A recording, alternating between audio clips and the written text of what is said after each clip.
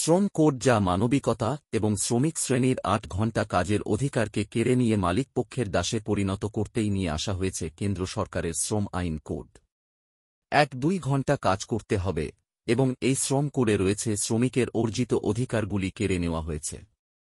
গণতান্ত্রিক ভারতে নতুন স্বৈরতান্ত্রিক ও একনায়কতন্ত্রের পথে ক্ষমতা দখলের স্বপ্ন দেখছে গেরুয়া শিবির।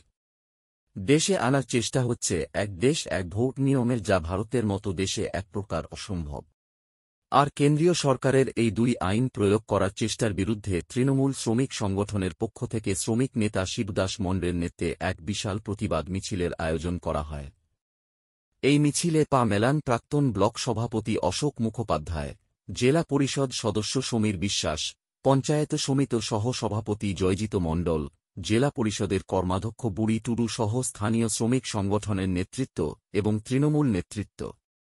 শ্রমিক নেতা শিবদাস মণ্ডল বলেন, কেন্দ্রীয় সরকার দেশের গণতান্ত্রিক পরিকাঠামোকে ভেঙে ফেলতে চাইছে, মালিকপক্ষের দাসত্বের জন্য শ্রমিকদের জীবন জীবিকাকে পদদলিত করতে চাইছে। তারই প্রতিবাদে আজ শ্রমিকসহ সর্বস্তরের মানুষ পথে নেমেছেন।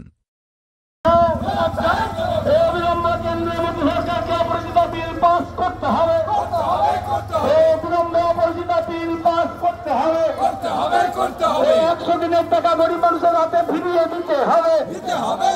আবার নতুন করে 100 দিনের জব কার্ড প্রত্যেকটা মানুষের কাজ চালু করতে হবে।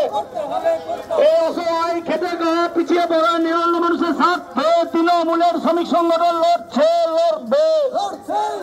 এই অপরাজিতা বিল পাস করানো হয়ে গেল বলে কেন্দ্র সরকার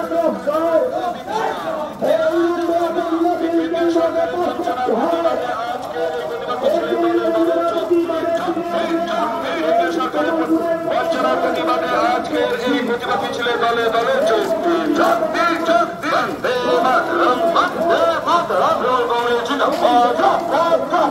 শ্রমিক সংগঠন জিন্দাবাদ, শ্রমিক সংগঠনটাকে আজকের এই প্রতিবাদ মিছিলে দলে দলে যোগ দিন। এক দেশ এক ভোট মানছি না, মানছি না, মানব না।